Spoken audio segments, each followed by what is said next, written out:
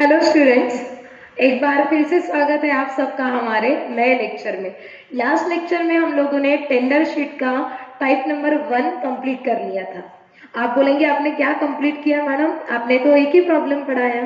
तो मुझे type number 1 का एक ही प्रॉब्लम लेना था और बाकी बचे हुए 4 प्रॉब्लम आप लोग होमवर्क करने वाले थे। ठीक है, सो आई होप आप लोगों ने चारों प्रॉब्लम टाइप नंबर 1 के होमवर्क के कंप्लीट कर लिए होंगे। ठीक है, आंसर चेक कर लेना जो आपको व्हाट्सएप ग्रुप पर इमेज मिली है वहां से। ठीक है, अभी हम आज के लेक्चर में देखेंगे टाइप नंबर 1A। क्या देखेंगे? Type number 1A। ये हेडिंग डालेंगे और ये जो यहाँ लिखा है इसका इमेज आपको आपके व्हाट्सएप ग्रुप पर मिल जाएगा। ठीक है, क्या लिखा है देखो, type number 1A, when trading and profit and loss account will not be given। जब आपके प्रॉब्लम में ट्रेडिंग और प्रॉफिट एंड लॉस अकाउंट दिया नहीं जाएगा तब वो कहलाएगा टाइप नंबर 1 का प्रॉब्लम या 1A का। ठीक, तो देखो यहाँ पर टाइप 1A जो हमने लास्ट लेक्चर में कंप्लीट किया वहां पे और टाइप 1A में क्या डिफरेंस है ये बात हम समझ लेंगे। बहुत बड़ा डिफरेंस नहीं है, बिल्कुल स्लाइड सा डिफरेंस है दोनों टाइप में। टाइप 1 का जब हमने प्रॉब्लम पढ़ा था वहां पर ओल्ड इंफॉर्मेशन यानी पास्ट इंफॉर्मेशन हमको ट्रेडिंग और प्रॉफिट एंड लॉस अकाउंट में दी जाती थी, लेकिन टाइप 1A में ओल्ड इंफॉर्मेशन आपको ट्रेडिंग और प्रॉफिट एंड लॉस अकाउंट में नहीं दी जाएगी। ठीक है, तो कैसे देंगे वो इंफॉर्मेशन आपको स्टेटमेंट फॉर्मेट में देंगे। ठीक है, आप चेक करेंगे आपका प्रॉब्लम नंबर 6, प्रॉब्लम 7 चेक करो। 6 नंबर का प्रॉब्लम आप चेक करेंगे, वहां पर आप देख पा रहे होंगे कि आपको जो इंफॉर्मेशन दी है वहां कोई भी ट्रेडिंग और प्रॉफिट एंड लॉस अकाउंट नहीं दिया। ट्रेडिंग और प्रॉफिट एंड लॉस अकाउंट नहीं दिया, यानी जो ओल्ड इंफॉर्मेशन है, ओल्ड इंफॉर्मेशन यहाँ पर 2017 की है। तो 2017 की इंफॉर्मेशन प्रॉब्लम नंबर 6 देखेंगे आप, देखो वहां पर ट्रेडिंग और प्रॉफिट एंड लॉस अकाउंट नहीं दिया है। राइट, तो ये जो इंफॉर्मेशन है ये आपको स्टेटमेंट फॉर्मेट में दी जाएगी। जब आपको इंफॉर्मेशन ट्रेडिंग और प्रॉफिट एंड लॉस अकाउंट में देंगे, ओल्ड इंफॉर्मेशन ट्रेडिंग और प्रॉफिट एंड लॉस अकाउंट में देंगे तो वो कहलाएगा टाइप नंबर 1। और जब ओल्ड इंफॉर्मेशन ट्रेडिंग और प्रॉफिट एंड लॉस अकाउंट में नहीं देंगे, किस में देंगे? स्टेटमेंट फॉर्मेट में, तो वो कहलाएगा टाइप 1A। हो गई बात, क्लियर हो गया? चलो देखेंगे type 1A, when trading and profit and loss account will not be given। Important point यहाँ बेसिकली दो ही इंपॉर्टेंट पॉइंट्स है in the problem number 1 to 5 जो हमने पढ़े, एक मैंने पढ़ाया, 4 आपने होमवर्क किए। In problem number 1 to 5 old information was given in trading and profit and loss account, but in problem number 6, 7, 8, in problem number 6, 7, 8 old information will be given in statement। Old information किस में दी जाएगी? Statement format में। ठीक है, clear हो गया? Trading account देंगे क्या? प्रॉफिट एंड लॉस अकाउंट देंगे क्या? बोलो नहीं देंगे। आगे क्या बोला देखो, इंस्टेड ऑफ, किसके बदले में, यानी ये जो स्टेटमेंट फॉर्मेट की जो इंफॉर्मेशन रहेगी वो किसके बदले में दी जाएगी? Instead of trading and profit and loss account. यानी टाइप नंबर 1 में, आई रिपीट, टाइप नंबर 1 में क्या था? ओल्ड इंफॉर्मेशन ट्रेडिंग और प्रॉफिट एंड लॉस अकाउंट में दी थी, और टाइप 1A में ओल्ड इंफॉर्मेशन ट्रेडिंग और प्रॉफिट एंड लॉस अकाउंट में नहीं देंगे, वो इंफॉर्मेशन स्टेटमेंट फॉर्मेट में आपके सामने आएगी। ठीक है, नंबर 2 का पॉइंट देखेंगे, problem will be solve just like type 1। भले ही ये क्या देखो 1A है, लेकिन प्रॉब्लम को सॉल्व करने का तरीका बिल्कुल एज इट इज, 1% भी इधर से उधर नहीं जाएगा, एज इट इज वैसा ही है जैसे कि टाइप 1 में था। ठीक है, तो इसका इमेज मिल जाएगा, आप लोग ये लिखेंगे, ये लिखने के बाद इसको 2 लाइन खींच कर बंद करेंगे और एक फ्रेश पेज के ऊपर आप ये टेबल बनाएंगे। चलो आ जाओ, देखो इधर, ये ऐसे टेबल बनाएंगे। टाइप 1 में हमने बहुत स्लोली सारी चीजें आपको पढ़ा दी है, एक बार आपका बेस अच्छा हो गया कि हम फास्ट ही जाएंगे। ओके, ये प्रॉब्लम क्या है, प्रॉब्लम नंबर 6 के लिए टेबल है। कंप्लीट एक पेज आपका टेबल बनेगा कॉस्ट शीट का। किसका बनेगा? कंप्लीट एक पेज आप टेबल बनाएंगे कॉस्ट शीट के लिए, एक पेज बनाओगे ये। ठीक है, हो सकता है कि किसी की हैंडराइटिंग बड़ी छोटी छोटी हो तो कम जगह लगेगी। ठीक है, और टेंडर शीट के लिए आपको एक पेज से कम का ही टेबल लगेगा, एक से कम, फिर भी मैं एक पेज बता रही हूँ। ठीक है, लेकिन दोनों टेबल बेसिकली एक पेज नहीं लगेगा, उससे थोड़ी कम जगह लगेगी। ठीक है, अब आप अपने आप से डिसाइड कर लो कि कैसा लिखना है। स्टार्ट करेंगे हम प्रॉब्लम को। देखो, problem number 6, following are the particulars for the production of 2000 shaving machines of Math Engineering Company Limited for the year 2017। यहाँ पर प्रोडक्शन हुआ है शेविंग मशीन का। शेविंग आपको समझती होगी, ठीक है, शेविंग मशीन का प्रोडक्शन हुआ है कितना? 2000, कौन से साल में? 2017 में। ठीक है, ये इंफॉर्मेशन है। अब यहां पर आप क्या करेंगे, पहले अच्छे से बात समझ लो।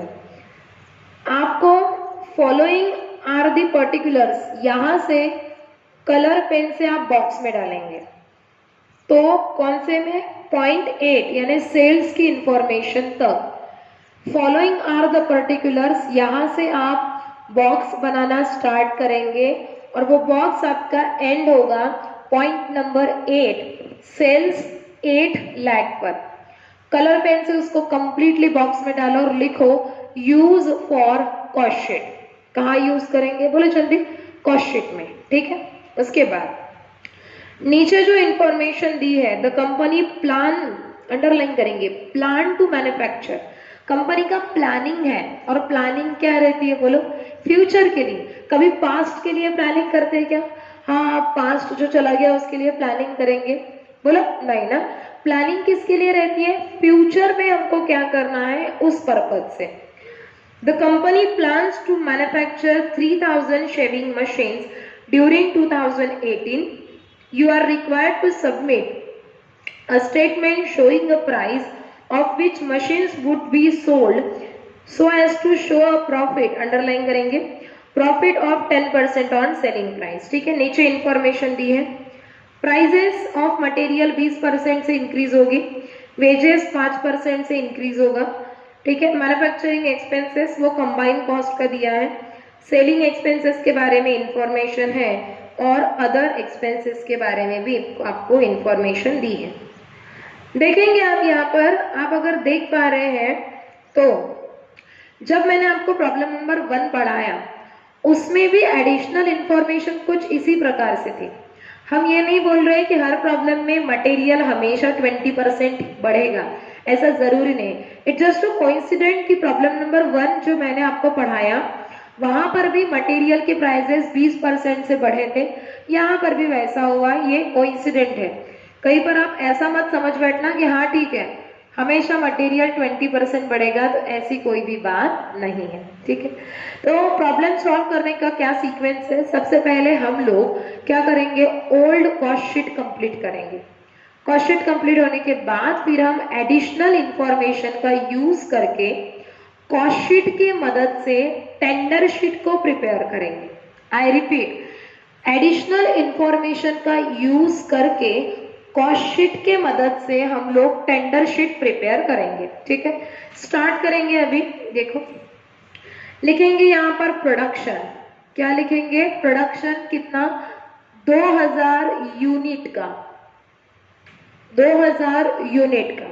2000 शेविंग मशीन बोली है, पर आपको पता है कि हम ऐसे प्रोडक्ट के नाम नहीं लेते, है ना, हम उनको डायरेक्टली यूनिट्स बोलते हैं। और वो कौन से पीरियड में प्रोडक्शन हुआ?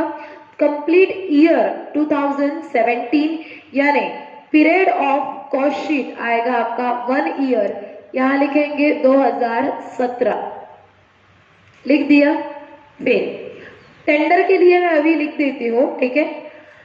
टेंडर वो बोला है कि फ्यूचर में उनका प्लान है 3000 शेविंग मशीन मैन्युफैक्चरिंग करने का प्लानिंग है, ठीक है। कितने?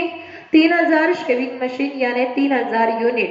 कब? 2018 में, यानी पीरियड भी यहाँ पे 1 साल का रहेगा, मतलब 2018, ठीक है। स्टार्ट करेंगे, कॉस्ट शीट बनाएंगे जल्दी जल्दी, बहुत कुछ नया नहीं है, इसलिए अब ज्यादा इसके ऊपर हम एक्सप्लेन करके आपका टाइम वेस्ट नहीं करेंगे। ओके, लिखेंगे आप। Number 1, cost of material, amount है 1,60,000। टोटल अमाउंट के कॉलम में डायरेक्ट लिख सकते हैं आप 1,60,000। पर यूनिट निकालना है, क्या करेंगे? 1,60,000 डिवाइडेड बाय 2000 तो आएगा पर यूनिट एक्सपेंडिचर के कॉलम में ₹80, 80 रुपए पर यूनिट, ठीक। उसके बाद लिखो नंबर 2, क्या है बोलो? है वहां पे वेजेस, ठीक है, लिखेंगे वेजेस। वेजेस आपको दिया है 2,40,000, वेजेस दिया है 2,40,000। 2,40,000 डिवाइडेड बाय 2000 तो पर यूनिट आएगा 120, पर यूनिट आएगा 120, ठीक है। चेक करो तो डायरेक्ट एक्सपेंसेस है क्या प्रॉब्लम में? देखो जल्दी, डायरेक्ट एक्सपेंसेस दिया है क्या? बोलो नहीं है। अगर होता तो क्या कर लेते? बोलो लिख लेते, ठीक है। अब लगाएंगे total, capital A prime cost 1,60,000 plus 2,40,000, total आपकी आएगी 4 लाख, और 80 प्लस 120 आएगा 200, ठीक है। बढ़ेंगे आगे। नंबर 3 क्या है?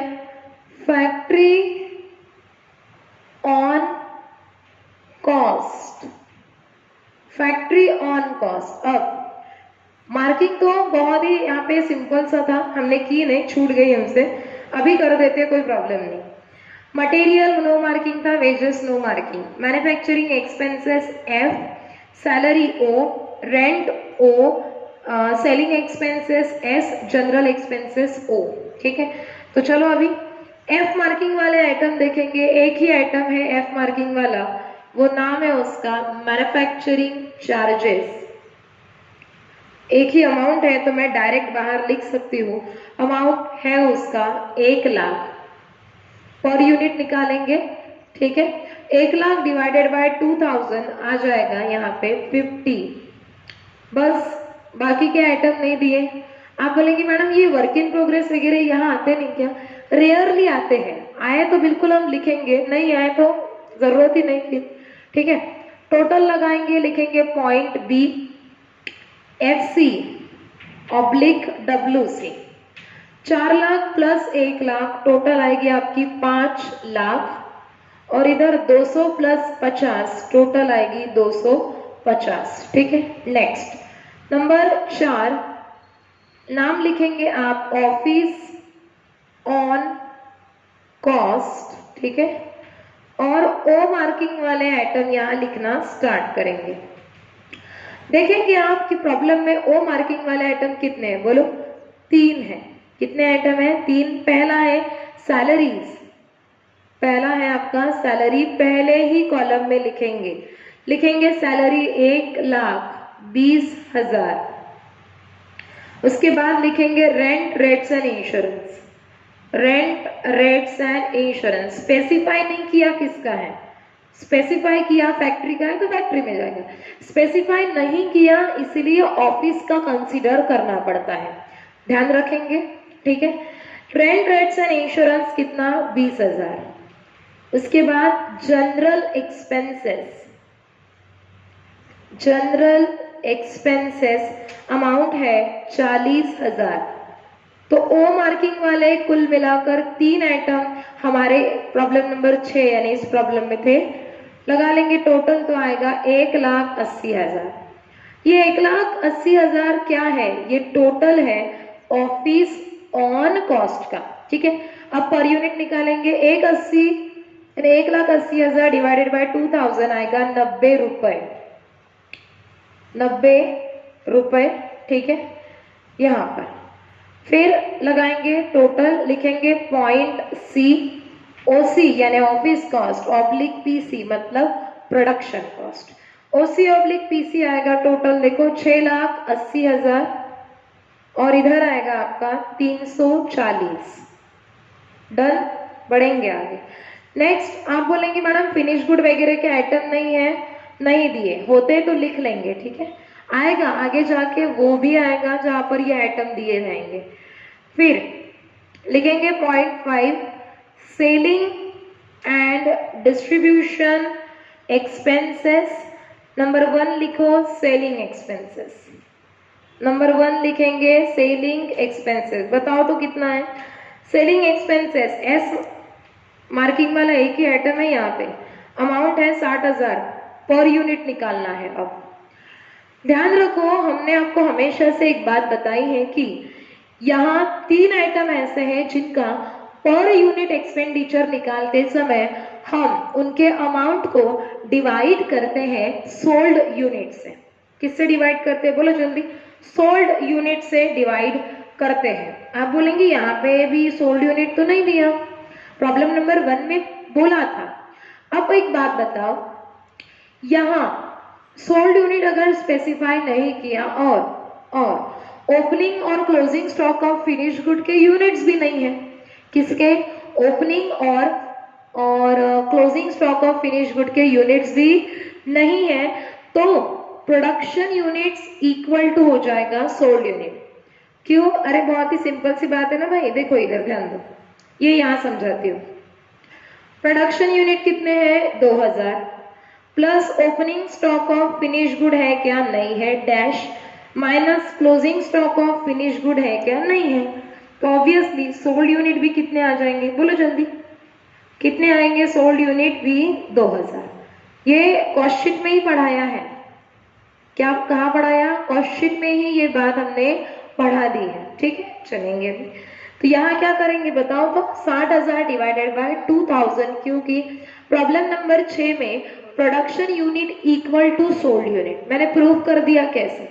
प्रोडक्शन यूनिट दिए हैं, ओपनिंग और closing stock of finish good के यूनिट्स अवेलेबल नहीं है, तो obviously production units equal to हो जाएगा सोल्ड यूनिट। 60,000 डिवाइडेड बाय 2,000 आप करेंगे, करो चलो। 60,000 डिवाइडेड बाय 2,000 करेंगे तो प्रति यूनिट यानी पर यूनिट आएगा 30 रुपए। पर यूनिट आएगा 30 रुपए। बस लगा लो टोटल, लिखेंगे पॉइंट डी, टीसी यानी टोटल कॉस्ट। हो गया 6,80,000 प्लस 60,000 आएगा 7,40,000। 7,40,000 इधर आएगा 370। अब देखो तो, चेक करो कि आपको प्रॉफिट का परसेंटेज दिया है या सेल्स दिया है। बोलो जल्दी, क्या दिया है? चलो बताओ। सेल्स दिया है आपको, लिखेंगे सेल्स ऑब्लिक सेलिंग प्राइस। बताओ कितना दिया है सेल?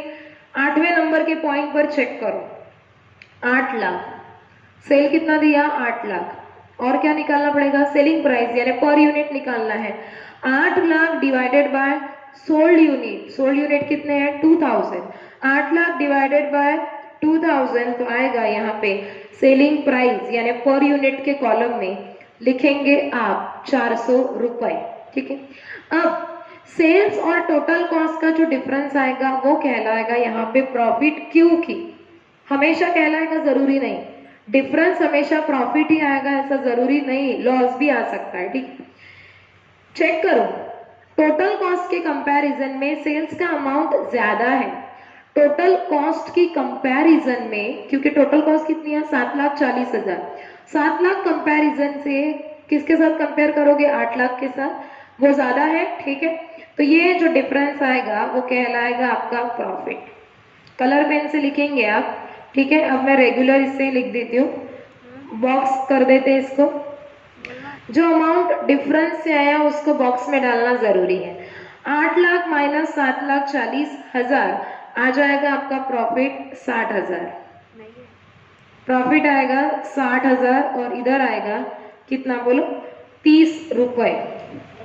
और यहाँ पर हमारी ये क्वेश्चन हो गई है कंप्लीट, ठीक है। बहुत ही सिंपल और इतना भी टाइम हमको नहीं लगेगा क्योंकि पहले प्रॉब्लम का लगा है, बहुत आराम आराम से हमने वो चीजें पढ़ी है, ठीक है।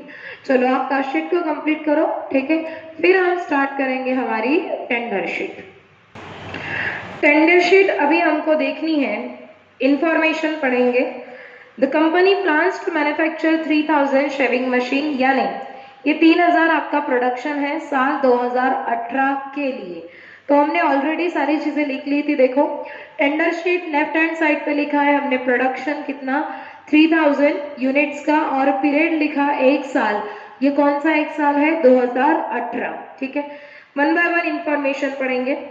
यहाँ पर profit percentage 10% on selling price है, इसका यूज हम लास्ट में करेंगे। Number 1, prices of material expected to rise by 20%, underline. उनका कहना है कि इन फ्यूचर यानी साल 2018 में उनका ऐसा अंदाज है कि मटेरियल के प्राइसेस 20% से इंक्रीज होंगी यानी बढ़ेंगे, ठीक है। लिखेंगे आप यहाँ पर मटेरियल और इसके सामने लिखेंगे वर्किंग नोट नंबर 1। अब देखो जिनका कमांड आ गया है उन्होंने वर्किंग नोट नहीं भी प्रिपेयर की तो कोई प्रॉब्लम नहीं, यानी विदाउट वर्किंग नोट आपको लगता है कि आपका सॉल्यूशन आ रहा है तो आप बिल्कुल गो अहेड, कोई आपको कुछ नहीं बोलेगा। लेकिन जिनका कमांड अभी तक कैलकुलेशन के ऊपर नहीं आया है वो वर्किंग नोट से जाएंगे। लिखेंगे working note number 1, material for tender calculated as under. लिखा है ओल्ड मटेरियल पर यूनिट कितना 80, कहां से लाया, ओल्ड कॉस्ट शीट में से। प्लस प्लस कब करेंगे, इंक्रीज बोला तो प्लस, डिक्रीज बोला तो माइनस। इंक्रीज है तो प्लस 20%, तो 80 का 20% आएगा 16, और ये मिल गया न्यू मटेरियल पर यूनिट कितना 96, ठीक है। मल्टीप्लाई करेंगे 2000 यूनिट, ओ ओ ओ सॉरी यहाँ एक गलत हो गया, 2000 नहीं आएगा, कितना आएगा 3000 आएगा। हाँ 96 मल्टीप्लाई करेंगे 3000 यूनिट से, कितने से मल्टीप्लाई करेंगे 3000 यूनिट, क्योंकि टेंडर शीट के लिए जो प्रोडक्शन है वो 3000 का है, ठीक है। तो 96 मल्टीप्लाई करेंगे 3000, अमाउंट करेक्ट लिखा है मैंने, अमाउंट है 2,88,000, ठीक है। लिखेंगे इसको टोटल अमाउंट में, लिखेंगे मटेरियल 2,88,000 और पर यूनिट में लिखेंगे हम कितना 96। आप बोलेंगे मैडम हमेशा ये 96 आता है, आपने जो प्रॉब्लम नंबर 1 पढ़ाया था उसमें भी था, कोइंसिडेंटली वो सेम आ रहा है, हमेशा सेम आएगा जरूरी नहीं। उसके बाद लिखेंगे नंबर 2 वेजेस, कितना परसेंट से बढ़ा बोलते बोलो वेजेस, लाइन पढ़ेंगे आप लोग। Wages rate are expected to show an increase 5%, यानी वेजेस आपका बढ़ने वाला है 5% से। लिखेंगे working note number 2, wages for tender calculated as under old wages per unit. ये जो ओल्ड इंफॉर्मेशन है हम कॉस्ट शीट में से लाते हैं, तो ओल्ड वेजेस पर यूनिट 120 है, प्लस करेंगे इनकी, प्लस क्यों, क्योंकि इंक्रीज बोला, माइनस कर सकते हैं कब, जब डिक्रीज बोलेंगे, ठीक है। प्लस इंक्रीज 5%, 120 का 5% आएगा 6 रुपए, तो न्यू वेजेस पर यूनिट मिला 126, मल्टीप्लाई करेंगे 3000 यूनिट से तो अमाउंट आएगा 3,78,000। लिखेंगे वेजेस 3,78,000 और पर यूनिट में लिखेंगे 126। लगाएंगे टोटल, डायरेक्ट एक्सपेंसेस तो दिया नहीं है यहाँ पे, जो टोटल आएंगे उसको बोलेंगे कैपिटल ए, लिखोगे प्राइम कॉस्ट। चलो कितना आता है बताओ तो, टोटल आएगी आपकी 6,66,000, 6 लाख, ठीक है, 6,66,000 पर यूनिट में आएगा 222। बढ़ेंगे आगे। नंबर 3 लिखेंगे आप फैक्ट्री ऑन कॉस्ट। अब देखो वहां पे क्या बोला है, नेक्स्ट पॉइंट देखेंगे आप लोग, लिखा है दैट मैन्युफैक्चरिंग एक्सपेंसेस, यानी ये फैक्ट्री ऑन कॉस्ट का आइटम हो गया। Manufacturing expenses will rise in proportion underline to combine cost of material and wages. ये बात मैंने पढ़ाई है आपको प्रॉब्लम नंबर 1 में, क्या है, combine cost of material and wages. और मैंने बताया भी था कि जब ऐसे प्रकार की लाइन आती है तो आंसर निकालने के 2 तरीके हैं, आंसर निकालने के 2 तरीके हैं। याद करो प्रॉब्लम नंबर 1 में वर्किंग नोट नंबर 3 और वर्किंग नोट नंबर 4 में मैंने दोनों तरीके से आपको कैलकुलेशन पढ़ा दिया था, ठीक है। अब वो दोनों में से जो कन्वीनियंट है, जो इजी है, मैं उसको फॉलो कर रही हूँ। मैं वर्किंग नोट नंबर 4 की जो मेथोडोलॉजी थी, जो मैंने प्रॉब्लम नंबर 1 में पढ़ाई थी, मैं उसको फॉलो कर रही हूँ, ठीक है। अगर आपको लगता है कि जो मैंने वर्किंग नोट नंबर 3 में पढ़ाया, कहा बेटा, प्रॉब्लम नंबर 1 में, वो आपको इजी लगता है तो गो अहेड, हम आपको कुछ नहीं बोलेंगे, ठीक है। तो चलो ये पहले मैं रफ कर देती हूँ, उसके बाद लिखेंगे वर्किंग नोट 3। तो देखेंगे अभी यहाँ हमको फैक्ट्री ऑन कॉस्ट निकालना है, और प्रॉब्लम नंबर 1 में मैंने दोनों मेथड से पढ़ाया था। याद करो हमने वहां पे इंक्रीज परसेंटेज कैसे निकाला था, 11% आया था, ठीक है। आप उस तरीके से जा सकते हैं, या फिर मैंने जब वर्किंग नोट नंबर 4 वहां पढ़ाई थी, सेकेंड मेथड थी, उस तरीके से भी जा सकते हैं। मैंने सेकेंड मेथड को अडॉप्ट किया है, ठीक है। आपके ऊपर कोई फोर्स नहीं है कि आप उसी को अडॉप्ट करो, ठीक है। आपको जो इजी लगता है आप करेंगे। लिखेंगे working note number 3, factory on cost for tender calculated as under. क्या कर रहे हैं हम, फैक्ट्री ऑन कॉस्ट निकाल रहे हैं, किसके लिए, टेंडर के लिए। लिखा है percentage of factory on cost to prime cost. आपको हमेशा से बात बताई है कि जिस आइटम के सामने ऑफ लगा है वो ऊपर, जिस आइटम के सामने टू वर्ड लगा है वो नीचे, मल्टीप्लाई करेंगे 100 से। क्या लिखा है, old factory on cost upon old prime cost multiply 100। अब ये ओल्ड यानी पुराना कहाँ से लाएंगे, कॉस्ट शीट में से। तो चलो देखेंगे हम यहाँ पे, देखो ये हमारी कॉस्ट शीट है, यहाँ पर ये है हमारा फैक्ट्री ऑन कॉस्ट, कितना, 1 लाख, प्राइम कॉस्ट कितना है, 4 लाख, ठीक है। 1 लाख अपॉन 4 लाख मल्टीप्लाई 100, तो आएगा 25% ऑन प्राइम कॉस्ट। ये एक तरीका है। इसके पहले एक और तरीका मैंने सिखाया है प्रॉब्लम नंबर 1 में, वो बेटर लगता है तो आप उससे जाओ, कोई भी प्रॉब्लम नहीं है, ठीक है। तो यहाँ पे लिखेंगे हम अभी क्या, फैक्ट्री ऑन कॉस्ट किसका, 25% ऑन पीसी। अब देखो तो प्राइम कॉस्ट कितनी है, 6,66,000, 6,66,000 का 25% कितना आता, बताओ कितना आ रहा है। अमाउंट आपका आएगा, 1 मिनट, 1,66,500, 1,66,500, और पर यूनिट में आएगा 55.5। आप बोलेंगे ये कैसे आया, आप 222 का ले सकते, सॉरी 222 है कि ये, हाँ 222 का 25%, 222 का 25%, ठीक है। दोनों तरीके से जा सकता है। आप बोलेंगे हमको दूसरा तरीका याद नहीं आ रहा, थोड़ा सा रफली बता दो मैडम। याद करो ऐसे पढ़ाया था कि सारे ओल्ड पर यूनिट लिए थे, ये रफली बता रही हूँ मैं, 80 प्लस 120, फिर ये टोटल आई थी 200, फिर इधर लिया था 96 प्लस 126, ये टोटल आई थी 222, फिर ये ऐसे एरो दिखाया था, ठीक है, यहाँ लिखा था 22 रुपए, और फिर इक्वेशन लिखा था कि 200 के बेसिस पर 22 रुपए इंक्रीज है तो 100 पर कितना, तो यहाँ 11% मिला था, याद है। ये एक तरीका था। हाँ, मैं इस तरीके से नहीं गई हूँ इस प्रॉब्लम में, लेकिन प्रॉब्लम नंबर 1 में मैंने दोनों मेथड पढ़ा दी थी, और मैं बार बार बोल रही हूँ दोनों में से आपको जो कन्वीनियंट है, आपको जो इजी लगता है, फॉलो दैट मेथड, ठीक है। तो ये रफली बता दिया मैंने क्या था। चलो आगे बढ़ेंगे, लगाएंगे अब हम टोटल किसकी, बोलो, factory on cost plus prime cost. लिखेंगे point B, FC/WC, factory cost oblique work cost, लिखो 8,32,500, 8,32,500 और ये आएगा 277.5। बढ़ेंगे आगे, लिखेंगे next number 4, office on cost. Office on cost के लिए क्या लाइन दी है बोलो तो? बोला है एफ नंबर का पॉइंट अदर एक्सपेंसेस। मैडम आप ऐसा क्यों कर रहे हैं, ये ऑफिस ऑन कॉस्ट के साथ हमेशा नाइंसाफी, उसको अदर क्यों बोला है? देखो अरे सीधी सी बात है, 5 आइटम है, material, wages, factory on cost और ऑफिस ऑन कॉस्ट और सेलिंग। तो यहाँ 4 चीजें अच्छे से क्लियर बोली है। मटेरियल के बारे में बोला है, वेजेस, मैन्युफैक्चरिंग कॉस्ट और सेलिंग। बचा कौन? ऑफिस। तो वो जो अदर एक्सपेंसेस है इसमें ऑफिस की गिनती होगी, ठीक है।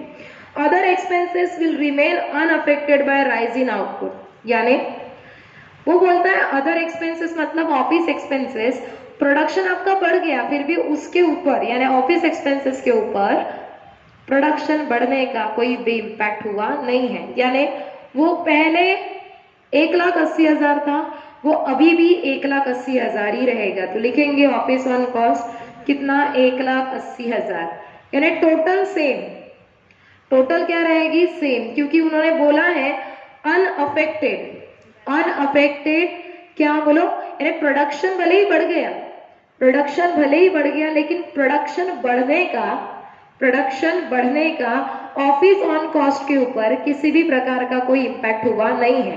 वो पहले जितना था यानी कॉस्ट शीट में उसका जितना अमाउंट है उतना ही टेंडर में आएगा, 1,80,000, लेकिन पर यूनिट बदलेगा क्योंकि प्रोडक्शन यूनिट बदल गए हैं। तो 1,80,000 डिवाइडेड बाय करेंगे आप 3,000 तो कर आएगा यहाँ पर यूनिट 60 रुपए। मैं बता देती हूँ आपको वर्किंग नोट में, अगर आपको याद होगा तो हमने एक वर्किंग नोट इससे रिलेटेड लिखी थी, ठीक है। लिखेंगे आप वर्किंग नोट नंबर 4, लिखेंगे वर्किंग नोट नंबर 4, क्या बोलो? Office on cost for tender. बाकी की चीजें आप लिख लोगे अब, ठीक है। ऐसे पार्टीशन करो, इस साइड आप इंफॉर्मेशन लिखो 2017, इधर लिखो प्रोडक्शन 2000 यूनिट, ओके। इधर लिखे राइट हैंड साइड पे 2018 और यहां प्रोडक्शन लिखो कितना बोलो? 3,000 यूनिट का, ठीक है।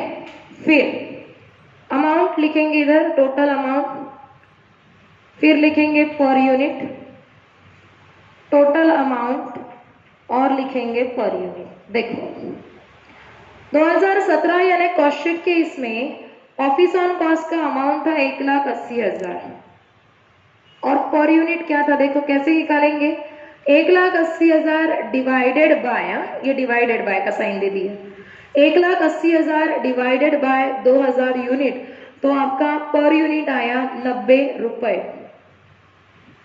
क्लियर?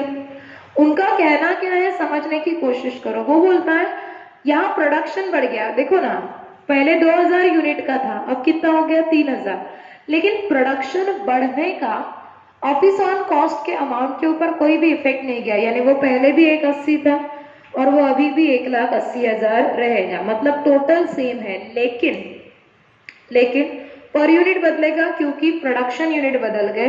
तो 1,80,000 डिवाइडेड बाय 3,000, तो ये आ जाएगा आपका कितना आएगा बोलो? 60 रुपए। कितना आएगा? 60 रुपए। ये पढ़ा दिया है मैंने, बहुत ही आराम से हमने प्रॉब्लम नंबर 1 में ये चीजें पढ़ी है। तो 1,80,000 और ये 60 कैसे आया बता दिया, ठीक है। चलो लगाएंगे टोटल, लिखेंगे COC/PC, कितना आता है? यहाँ पर अमाउंट आ रहा है आपका ये 10 लाख, लिखो 10,12,500 और पर यूनिट में आएगा 337.5, 337.5, ठीक है। बढ़ेंगे आगे, लिखेंगे नेक्स्ट पॉइंट हमारा number 5, selling and distribution expenses, उसमें दिया है नंबर 1 सेलिंग एक्सपेंसेस। पढ़ेंगे आप कि सेलिंग एक्सपेंसेस के बारे में क्या बोला है। बोला है यहाँ पर selling cost per unit will remain unchanged, per unit unchanged बोलता है। अब देखो कॉस्ट शीट में कितना था पर यूनिट में 30 रुपए, तो अनचेंज बोला यानी यहाँ 30 पर यूनिट है तो टेंडर में भी 30 पर यूनिट रहेगा, लेकिन अब टोटल बदल जाएगी। क्या बदलेगी बोलो जल्दी, टोटल। क्यों क्यों बोलो, प्रोडक्शन यूनिट बदले है ना, तो करो 30 मल्टीप्लाई 3000, 30 मल्टीप्लाई 3000 कितना आएगा बताओ जल्दी। 30 मल्टीप्लाई 3000 करेंगे तो अमाउंट आएगा 90,000। बस वर्किंग नोट बता देती हूँ मैं इसका, ठीक है, पहले ये लिख लेते हैं। टोटल कर दो, आएगा टोटल कॉस्ट कितना 11,02,500, 11,02,500 और इधर आएगा 367.5। वैसे तो आप लोगों को वर्किंग नोट की जरूरत नहीं है, पर फिर भी ठीक है, मैंने जैसे बोला है कि जिनका कमांड आ गया वो नहीं लिखेंगे तो भी कोई प्रॉब्लम नहीं है। लिखो वर्किंग नोट नंबर 5, क्या लिखेंगे, सेलिंग एक्सपेंसेस फॉर टेंडर, बाकी की चीजें आप लिख लो। Selling expenses for tender calculated as under, partition करो, लेफ्ट हैंड साइड पे इंफॉर्मेशन लिखो 2017, प्रोडक्शन लिखो यहाँ पे 2000 यूनिट, ठीक है, राइट हैंड साइड पे लिखो 2018 और प्रोडक्शन लिखेंगे आप 3000 यूनिट। डन जी। आगे देखेंगे 2017 में टोटल अमाउंट क्या था, कितना था टोटल अमाउंट। सेलिंग एक्सपेंसेस का टोटल अमाउंट था 60,000 और पर यूनिट था 30। अब हमको निकालना है 2018 के लिए। आप देखो कुछ नया नहीं इसलिए बहुत फास्ट लिखा है, ठीक है। यहाँ उन्होंने बोला selling cost per unit remain unchanged, तो देखो पर यूनिट कितना है 30, वो यहाँ पर भी 30 था और इधर भी 30 ही रहेगा, लेकिन टोटल आपकी बदल जाएगी, टोटल आपकी बदल जाएगी क्योंकि यहाँ पे आपके प्रोडक्शन यूनिट बदल गए हैं। क्या करेंगे देखो 30 मल्टीप्लाई 3000, तो इधर आएगा कितना आता बोलो 90,000। बात समझ में आ गई, ये ऐसा मैंने पढ़ा दिया है प्रॉब्लम नंबर 1 में, ठीक है। तो बस अभी यहाँ पे हम लोग लिखेंगे कितना 90,000 और 30, टोटल कॉस्ट तो हमको पता है। नेक्स्ट पॉइंट 6 क्या दिया बोलो, प्रॉफिट। हमको प्रॉफिट का परसेंटेज दिया है, कितना परसेंट 10%, किसके ऊपर, सेलिंग प्राइस के ऊपर 10% दिया है, किसके ऊपर बोलो, सेलिंग प्राइस के ऊपर आपको दिया है, ठीक है। तो अब यहाँ पर आप फॉर्मूला लगाएंगे, total cost into rate upon 100 minus rate, एक ये तरीका है। या फिर हमने आपको बताया है कि आप इक्वेशन के तरीके से भी जा सकते हैं। कैसे करेंगे, 100 माइनस 10 मतलब आएगा 90।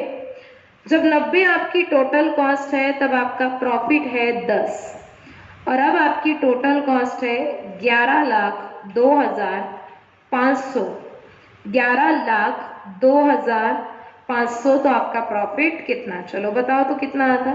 प्रॉफिट आएगा 1,22,500, पर यूनिट आएगा 40.83। कैसे करोगे, डिवाइड करोगे किससे, 3000 से, क्योंकि यहाँ पे ओपनिंग फिनिश गुड का दिया नहीं है, कुछ भी बताया नहीं, तो जो प्रोडक्शन यूनिट वही क्या करेंगे, अज्यूम करेंगे sold unit. Total cost plus करेंगे प्रॉफिट, तो आपको आ जाएगा यहाँ sales oblique selling price oblique tender price, sales oblique selling price oblique tender price. तो चलो बताओ तो कितना आता है, ये आएगा 1,22,000, बोलो कितना था, सॉरी गलती से बोल दिया, 1 लाख नहीं है 12 लाख है, लिखो 12 लाख 25,000 है। 12,25,000 और इधर पर यूनिट में है 408.33, 408.33। यहाँ पर हमारा टाइप 1A का प्रॉब्लम हो गया है कंप्लीट। प्रॉब्लम सॉल्व करने में कुछ भी नया नहीं था, इतना सा भी नया नहीं। जैसे कि मैंने प्रॉब्लम नंबर 1 पढ़ाया, बिल्कुल उसका कॉपी प्रॉब्लम नंबर 6 था, सिर्फ क्वेश्चन अलग था। वहां पे old information trading and P&L account में दी थी, तो यहाँ पर हमको ओल्ड इंफॉर्मेशन स्टेटमेंट फॉर्मेट में दी है। ठीक है, तो चलो अब होमवर्क लेने की बारी आ गई है आपकी। तो लिखेंगे problem number 7 homework. Problem number 7 क्या है? होमवर्क है। और फिर आपका प्रॉब्लम नंबर 12 होमवर्क रहेगा। ठीक है, सॉरी गलती से बोल दिया, 12 नहीं, एक मिनट। प्रॉब्लम 7 आपका होमवर्क है और प्रॉब्लम नंबर 8, ठीक है, 7 और 8 होमवर्क रहेगा। क्लियर हो गया? तो चलो इतना करेंगे आप, मिलेंगे हम नए लेक्चर में नए टाइप के साथ। ठीक है, तब तक के लिए थैंक यू वेरी मच।